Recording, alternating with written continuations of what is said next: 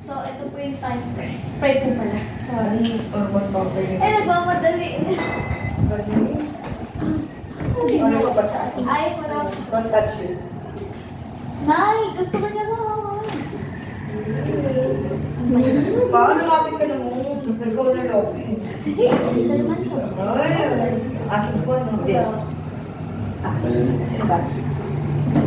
Yes, Lord, Father, maraming salamat po sa ating program. Maraming salamat po sa aming marunong Panginoon sa kanya po po balik ninyo sa aming kaisipang Panginoon. Maraming salamat po, Panginoon, na nawa patnubayan at dubayin niyo po ang mensahero sa araw na ito at na ang kanilang sasabihin, Panginoon, ay tanging kalugod-lugod lamang po sa inyong mga panahon. Ay lang po ang dalang sa pangalan ng Jesus. Amen. Nagsusulat ka, Christina. Wala akong magpapasa kami ito. Very good. Yes, okay. Ay, okay. So, ang aming title po is, we believe God's plan for human sexuality is to be expressed only within the context of marriage. That God created man and woman as unique biological person made to complete each other. God instituted monogamous marriage between male and female as the foundation of the family and the basic structure of human society. For this reason, we believe that marriage is exclusively the union of one genetic male and one genetic female. So po yung monogamous po is isa po siyang uri ng relasyon kung saan ang isang tao po kung saan ang isang tao lang ang minamahal at pinakasalan, hindi po marami, hindi din po palit-palit. So, ang una po nating verse is Genesis 2:24. Ito ang dahilan kaya iniiwan ng lalaki ang kanyang Genesis kamatayan. Nagsasama sila ng kanyang asawa at sila'y nagiging isa.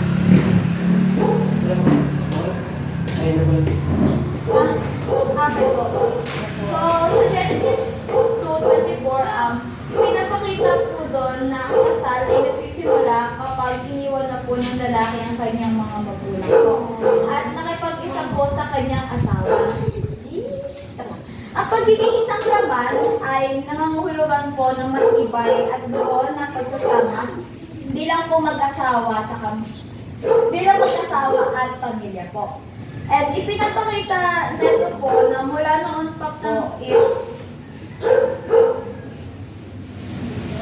ang plano ng Diyos sa kasal ay para sa isang lalaki at sa isang babae po. So, papasok po sa Matthew 19:5-6 po.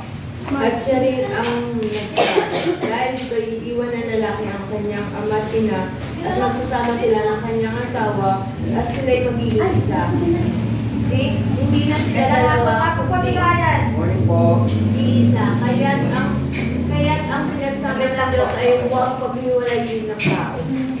So, po doon sa Matthew 19:5-6, ipinaalala po ni Jesus na ang kasal ay plano po ng Diyos at hindi po to basta-basta. Hindi po to basta-basta pinaghihiwalay. Ibig sabihin po, ang kasal ay hindi pansamantala, kundi isang panghabang buhay na pangako na dapat ingatan po natin. So, ang pangalawa pong mensahero po natin ay si Kuya Lawrence. Makilako po tayo sa Mark 6:9. Sorry, wala akong Subalit simula ng likhain ng Diyos sa sanlibutan, nilalang niya ang tao na lalaki at babae. 7. Dahil dito, iiwan ng lalaki ang kanyang ama at ina. Magsasama sila ng kanyang asawa. 8. At ang dalawa ay magiging isa. Hindi na sila dalawa at isa. 9. Pinagsama ng Diyos. Ang pinagsama ng Diyos ay huwag paghiwalayin ng tao. 10. Pagdating sa bahay, ang mga alagad ay Sinasabi mo na aalis po yung mga lalaki po, yung mga babae po, dahil po magiging mag-asawa na po sila, isa po. Sa Mark 10:8 naman po, dito po, na magiging isa po sa lalaki at babae dahil sila po ay will po yung ni Lord sa kanilang dalawa po.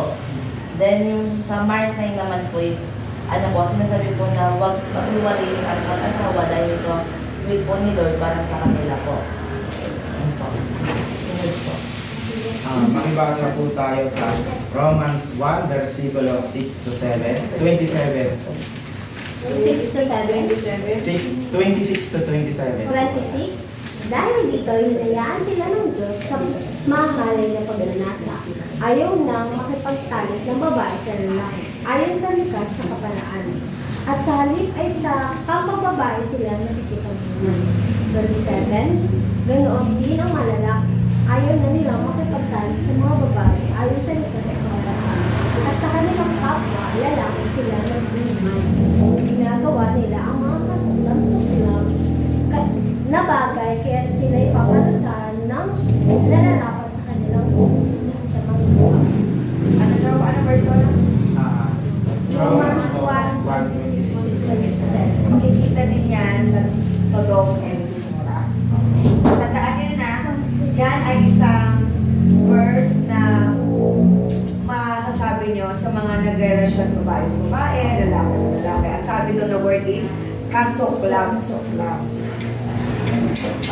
Ito po yung nagpapakita. Ito po yung sinulat po ni Apostol Paul po na nagpapakita ng kasamaan ng mga tao that knowing that there is God but choose to ignore Him, exchange His truth for lies, and worshiping created things instead of Creator. Ni-worship po nila yung nilalang, imbis na po yung nanggalang po. Dahil po dito, ang Panginoon po ay inabando na po sila, not in the sense of care that by allowing people to follow their sinful desire and their natural consequence po. Sa 27 po, pwede po pakibasa po ulit. 27. Ganon din ang mga lalaki, ayaw na nila makipagtalit sa mga babae, ayon sa likas na kaparaan. At sa kanilang kapwa lalaki sila nagbunan.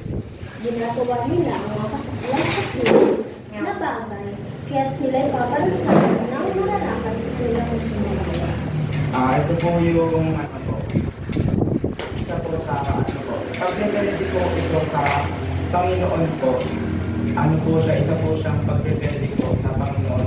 Hindi po sinusunod yung utos po ng Panginoon na sinunod po nila yung kagustuhan po yung sarili po nila na hindi po maganda po. Kaya po sila po ay mapaparusahan po na nararapat po para sa kanila po. Yun po. Ito na. Ang question is ano na? Paano yung first grade? First Corinthians. Pwede mo ba kayo basa po? Please. Nakikita ko sino mauna.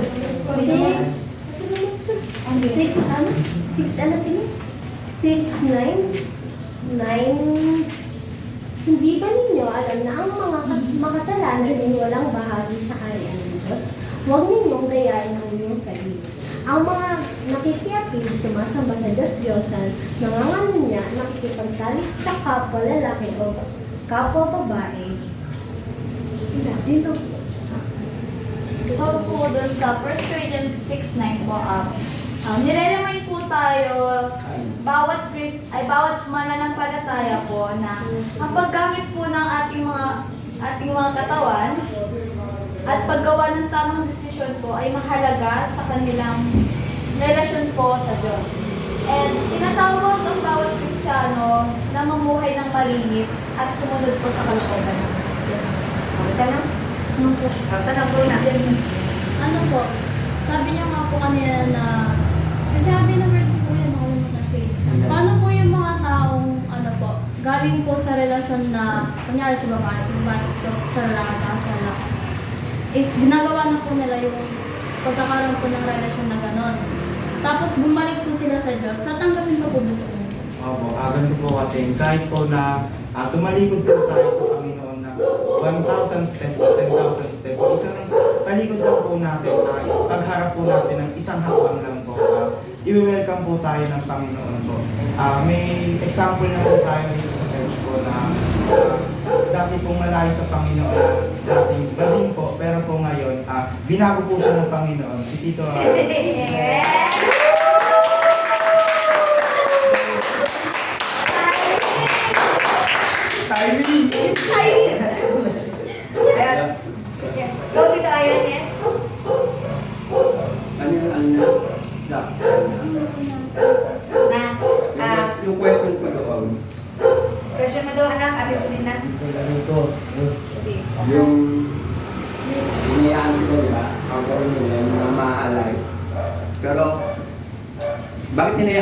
na hayaan sila na tutusin, pwede naman silang likulin agad. Or kasi the God is the powerful and bakit hinayaan sila na mangyari yun?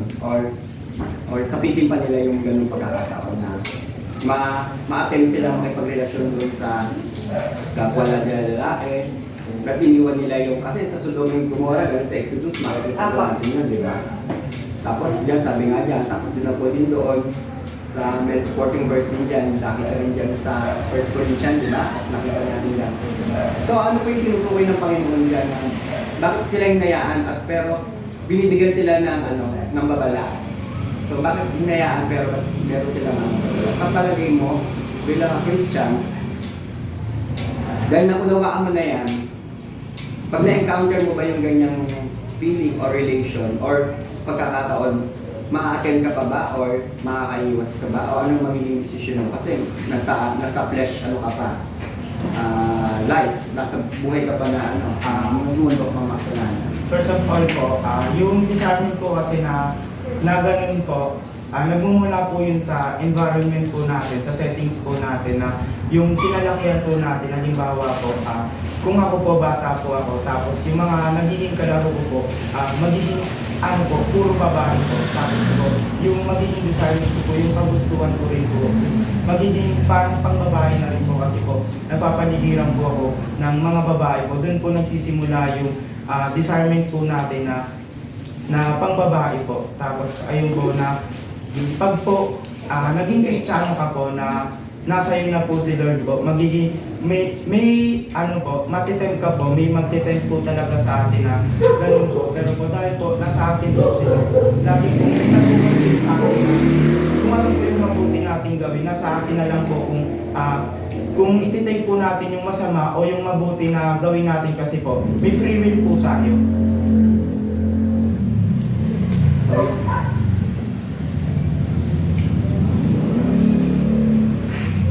Okay. Ayan. May sinabi ka kanina na first sentence. First sentence na binasa mo sa statement of faith. Sa title po. Oo.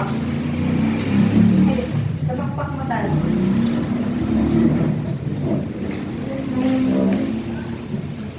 Sabi mo. Oo. Title po.